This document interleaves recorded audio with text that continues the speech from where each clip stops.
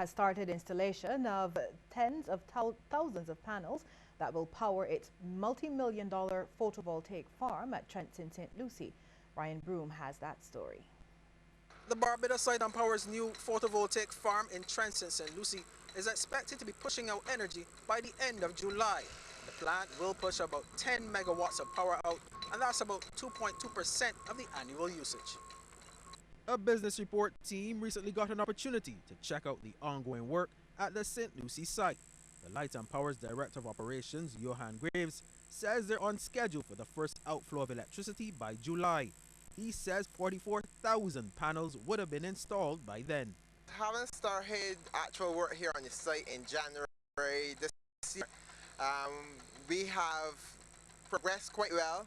At this point in time, if you look behind me, you will see all the racking for the panels are in excess of 90% complete. We have driven the piles all around the site, and currently right now we are just fitting in some piles which we would have hit rot with. So all we have to do there is actually to core a hole before we can actually drive in the piles. We've also started with the installation of the actual panels, so you will see a number of the panels have been installed. He says all of the underground cabling is being put in place, and the main transformers and inverters are also in place. There's a mixture of international and local input. The main contractor is Grupo out of Spain. They are working with a subcontractor, Irico, who is performing the piling and actually coordinating a lot of the actual site works. They are out of Puerto Rico, so they have a few persons from Puerto Rico acting as supervisors and the technical leads on the project. Then we are working with a number of local companies here, so a lot of the road construction and the trenching that sort of thing will be done by C.O. Williams. We have a number of the solar PV installation companies are also on site with their crews assisting with the installation of the panels and the wiring. Mr. Graves says between 60 and 100 workers are on the site at any one time.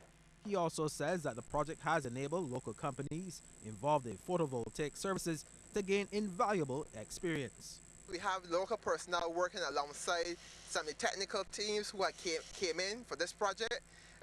What we want to do there is to allow for transfer of knowledge so that our local labor complement will also be capable of doing a project like this in the future, and also be, more importantly, be able to maintain a project like this. The BLMP official added that the plant will have its own substation with 24-hour security, but will be remotely controlled from the main Spring Garden plant. This site here that we're using is a 42-acre site.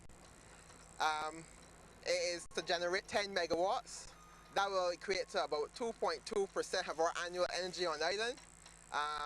And that will feed about 7,700 homes. The average home, looking at the average home use for electricity. Effectively then, that will cover all the homes in St. Lucie and some in St. Peter if you look at in terms of the area that it will be able to cover. So as Barbados continues in its quest to rely less on fossil fuels, the first major flow of green energy is just about a month away. Ryan Broom for the Business Report. Barbados is on track for another record year in tourism as it looks forward to celebrating the 50th anniversary of its independence. The island has reported 10% growth from the UK in the first quarter of 2016 off the back of a record 2015 when the UK market finished almost 14% up. Chief Executive of the Barbados Tourism Marketing Inc., William Griffith, says the island achieved its highest ever number of air visitors last year. He said while it's always difficult after a double-digit increase to match it again, based on what they're seeing, positive growth is expected this year. He says Barbados has 10% more airlift from the UK for 2016, with British Airways increasing from 10 to 12 flights per week from November. Here's a look now at how the stocks traded locally and regionally today.